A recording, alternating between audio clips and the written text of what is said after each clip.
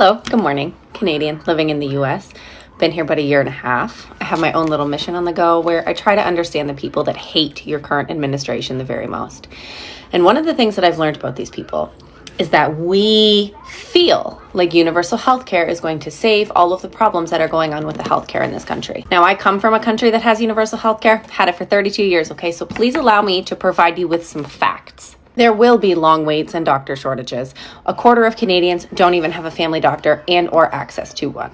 If you're lucky enough to get a doctor, I sure hope that you like them because you don't have a choice. Now, big misconception here is that it's free, okay? Universal healthcare is not free. You will be taxed nearly half of your income whether you use it or not. A lot of Americans don't realize how heavily Canadians are taxed just to sustain the system.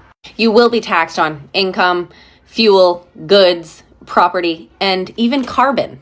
One of the best parts about universal healthcare is that it doesn't cover everything. 70% of Canadians actually have to get private insurance on top of universal healthcare to cover all of the extras. The extras would be vision, dental, prescriptions, massage, physio, etc., etc. The list goes on. With universal healthcare, there will be budget restraints. So what does that mean? It means fewer machines. It means less access to some of the new advancements in technology with medicine. There will be less access to new drugs and new therapies, and they are slower to adopt the new medical technologies that come out. Healthcare workers are actually paid a lot less in Canada. So what happens? A lot of them are actually moving their practices stateside. Do you need a specialist? 6 months to a year, easy. But don't worry, if you are too old or too sick to be fixed, they will offer you MAID, M-A-I-D, medically assisted death. Over 15,000 people chose medically assisted death in 2023. And by 2027, you will be able to get MAID if you are mentally ill. If that's not a scary thought, I don't know what is. 1 in 3 Canadians with anxiety, depression, or addiction do not have access to the help that they need.